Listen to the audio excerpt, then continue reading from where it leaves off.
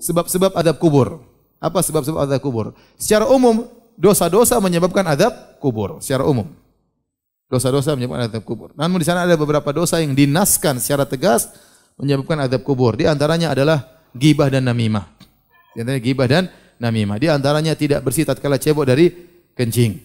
Dalam hadis yang masyhur kata Nabi sallallahu alaihi wasallam dari Ibnu Abbas berkata, "Marra Nabi sallallahu alaihi wasallam bi qubrain." Nabi melewati dua kuburan. Kemudian Nabi berkata, "Innahuma la yu'adzabani." Sungguhnya penghuni dua kuburan ini sedang diazab. "Wa ma yu'adzabani fi kabirin." Dan dua-dua ini sedang diazab bukan pada perkara yang besar. Artinya mudah mereka tinggalkan. Apa susahnya cebok dengan bersih? Kan mudah, tapi dia buru-buru sehingga dia tidak pernah bersih. Apa susahnya tidak gibah? Diam aja, kan selesai. Susah atau tidak gibah? Susah, senangnya gibah. Bisa ditinggalkan, tapi mereka tidak meninggalkan. Kata Nabi, "Fa amma ahaduhuma fakana la yastatiru min bauli." Yang satu diadab karena tidak bersih dalam cebok buah air kencingnya.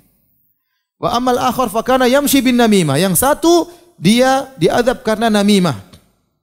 Namimah itu mengadu domba di antara manusia.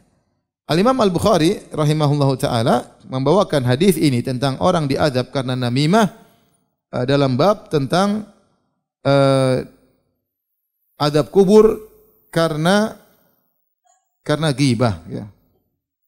Karena ghibah.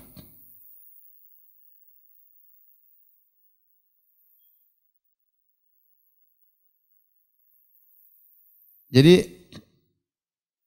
mereka Imam Bukhari memasukkan ghibah dalam sebab adab kubur. Kenapa?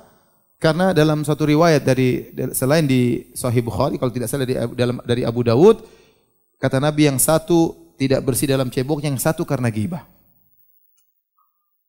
Adapun dalam Sahih Bukhari tidak disebutkan lafaz tersebut, tetapi Ibnu Hajar menjelaskan karena orang yang namimah biasanya ghibah. Jadi namimah itu ghibah plus. Ya kan? Dia menceritakan kejelekan orang untuk mengadu domba dengan si A dan si B. Dia ke A, dia ceritakan kejelekan B. Dia ke B, dia ceritakan kejelekan apa? A. Dia ghibah berarti. Plus dia ingin mengadu domba. Sehingga orang yang melakukan namimah, dia pasti ghibah. Dia pasti ghibah. Oleh karena di antara perkara yang membuat orang bisa diazab dalam kubur adalah tidak bersih tatkala cebok dari kencingnya. Yang kedua karena ghibah. Yang ketiga karena namimah. Dan yang keempat di antaranya karena sombong tadi. Hadis Abu Hurairah, seorang berjalan bangga dengan rambutnya yang indah, dengan pakaian yang indah, kemudian ditenggelamkan dalam tanah sampai hari kiamat. Makanya hati-hati, jangan sombong.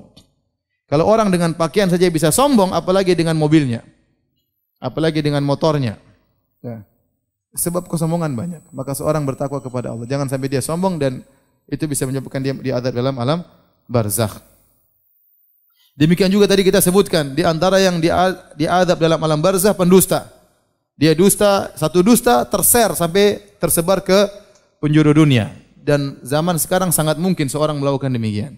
Dia bikin status bohong, di-enter, disebar oleh banyak orang. Tersebar di grup-grup WhatsApp, tersebar di media sosial, padahal isinya apa? Dusta. Maka hati-hati. Ini sebab azab kubur. Di antara sebab azab kubur makan riba. Makan hasil riba, disisihkan azab kubur. Di antara sebab azab kubur zina.